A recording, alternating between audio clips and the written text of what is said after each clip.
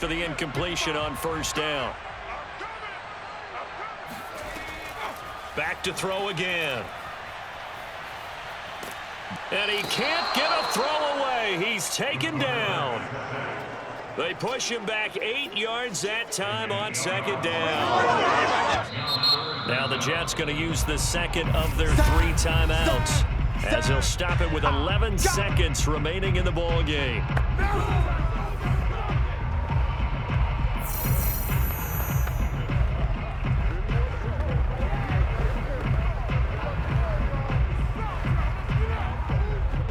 A long way to go here on third down for the 8th play of the drive.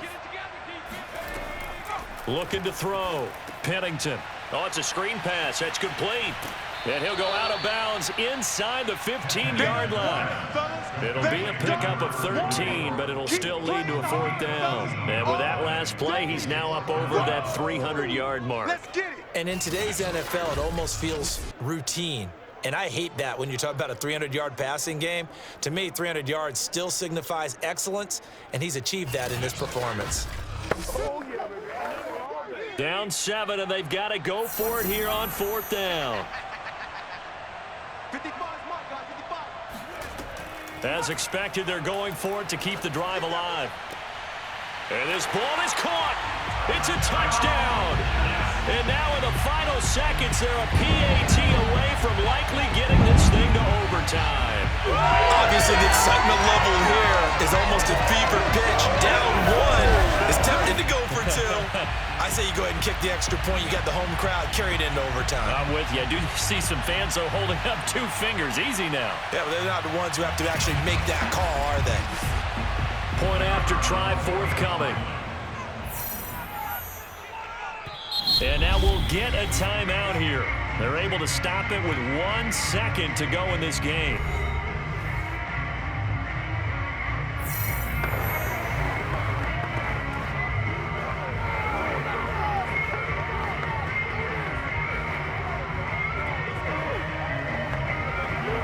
Now the extra point.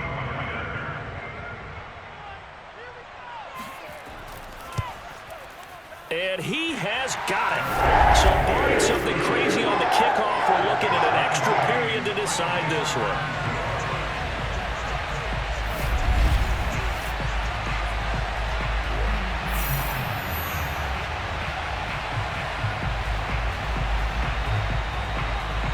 A 10-play drive that time. And the touchdown capped off by the PAT, and that means that we are likely heading to overtime.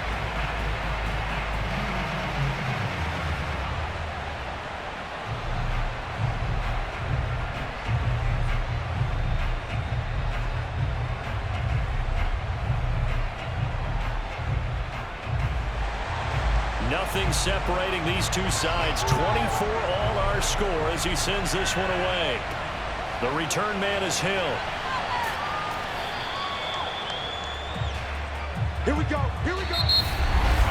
So 4 quarters wasn't enough, and we are off to overtime. Don't change that dime. It's a little teaching moment here. Overtime rules. Remind us how this goes, partner. Okay, so in the past, we had sudden death. First team to score wins, but no longer. Now, if the team receives the ball, scores a touchdown, they win the game.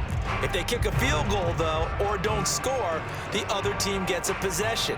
And after both teams get a possession, then we're into sudden death. First team to score wins the game.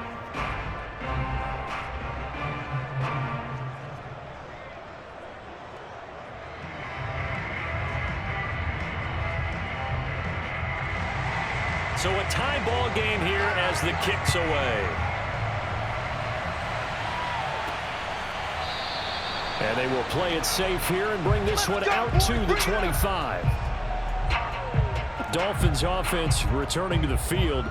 They control their own destiny here. They have the football in overtime. Obviously, a touchdown would win it. And I think teams around the league are still adjusting to the idea of going downfield, scoring a touchdown wins the game, because they were used to just going downfield and trying to get in field goal range to win a game. Still having to make that transition. Let's face it now, the ones who are doing it best know they need to go down, attack, put the ball in the end zone, and not leave it up to a field goal and give the other team a chance. Yeah, as we said, they control their own destiny now. Marino's throw caught by his receiver, Hill. And they're able to get this one across the 35. Charles, you get into these overtime situations, that's not a bad guy to dial into. Well, when you have to have plays, especially in a spot as you just described, we're in OT, you've got to go to the guys you can trust and you know are going to make the plays. Well, they say it's not the X's and the O's, it's the Jimmies and the Joes. First down, Marino. Got him in. It's Brown. So 5 yards here, 5 on the play, and it'll be second down. All defenses worry that whenever anyone catches the ball and has a head of steam come out of the backfield, it can turn into a big play with missed tackles or he runs through people. But they were right there waiting, and they stopped him for a minimal gain.